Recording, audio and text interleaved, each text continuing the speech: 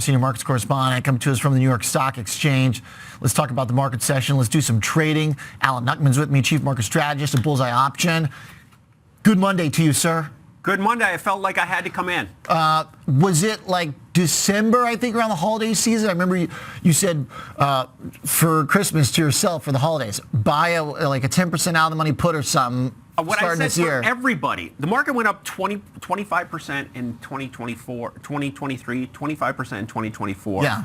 So my gift to everyone was to put on a hedge. Yeah. Buy a put, buy a June put, buy a 10% out of the money June put. I kind of teased because I was like, hey, bullish Alan Nuckman is kind of feeling cautious on Christmas. It wasn't bearish. You were cautious on Christmas, It though. wasn't caution. It was just common sense. So then for anybody that has these June options, these June puts as protection, they're okay right now. What do you think? Do you get out then? If you came into this year with downside hedged, do you think you take it? No. No? No, there's going to be we're in a winners and losers market, and there's going to be a lot of winning and there's going to be a lot of losing. Okay, I'm bullish. Obviously, there are still bullish stocks and bullish pockets in every marketplace. We can look at natural gas. We can look at gold, obviously. We can look at FXI. FXI is up 50% in 1 year. Doing beautifully. Doing beautifully. So there are bullish opportunities at all times. Okay, so the market needed to pull back.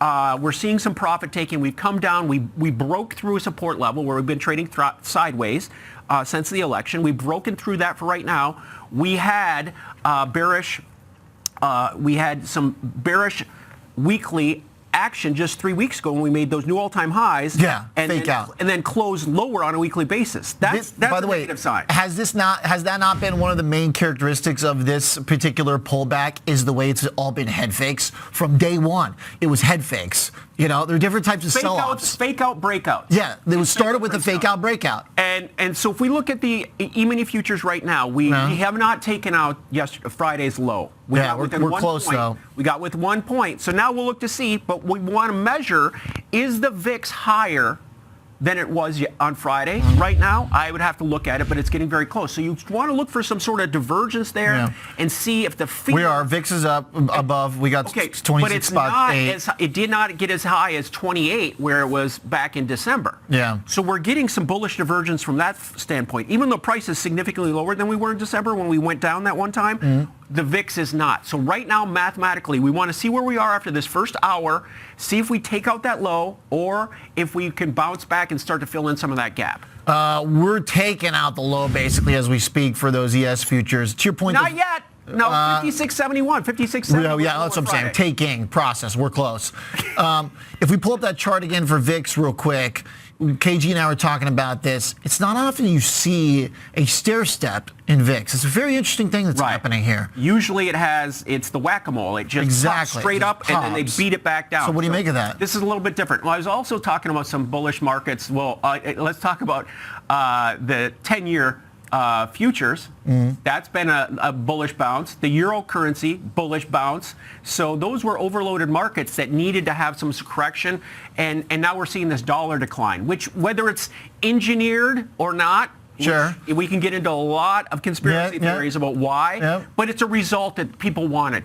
The people wanted the dollar lower and they wanted rates lower. And there's going to be some unconventional ways, being economists that we are, that we've never even thought of that they can use to knock down the dollar and they can use to knock down rates. Well, what's been interesting is the dollar has been correlated with stocks to the downside, which was not the case for much of the recent history, where the dollar was acting as a safety trade. Right. At some point, though, the weak dollar is obviously going to be very beneficial to corporations. So let's talk about corporations. Sure. Earnings growth last quarter. What was the number?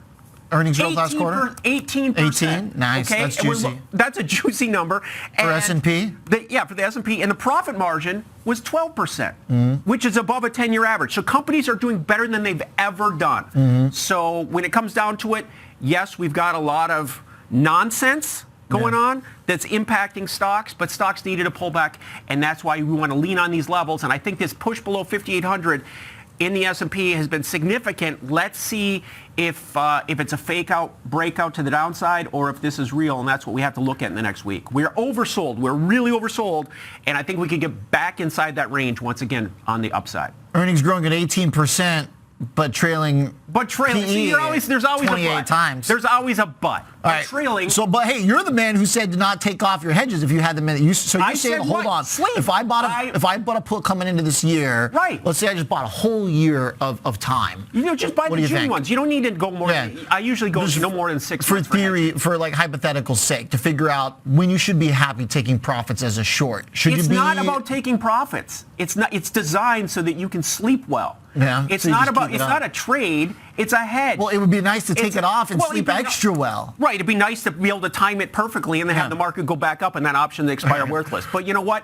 If the option expires worthless, you don't care because the market came right back. Okay, let's trade AI. You got to trade C3 AI. Take me through it. What you got in there? So, you've been giving me a hard time about not doing some like active hero trades, but we did Cisco, we did UNG. I was trying to pressure you into buying NVIDIA. So, right. I'm not there yet, but I'm getting close. So AI popped up on my screen for my money flow. So I'm seeing long leverage accumulation. That means people are buying big options positions in this stock on the long side.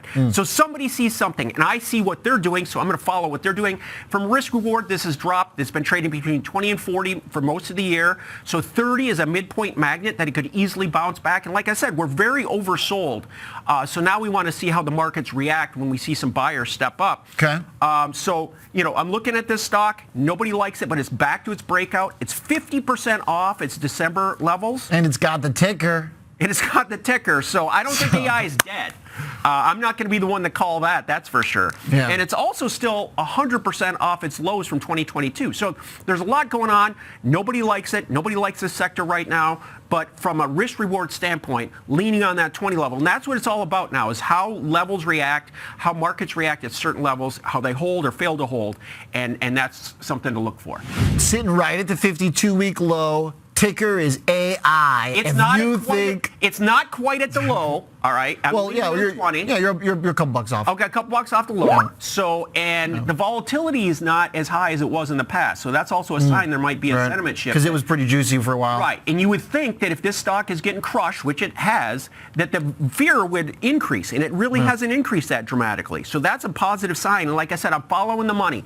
I'm following the big money. Somebody sees something in this stock on the bullish side. I'm looking at a June option. June's got 3 months of time. A June 20 call, $2 in the money. Stock's trading at whatever, 22. So it's risk reward. It's all about risk reward and be in a position for success. All right, love it.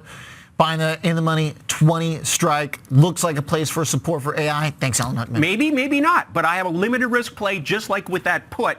You're using probability, and it's just protection. But you're still hanging. You would still hang on to the put. Oh yeah, hang on to the put. Why not? With a I can comfy look sleep. it. I'm going to go home and have a coffee and relax. And Or you could put my cash feet that up. put out and buy a Tempur-Pedic and a number 8 sleep. So if I cash out the put, and let's say this, And then you sleep great. Let's say this is a real correction.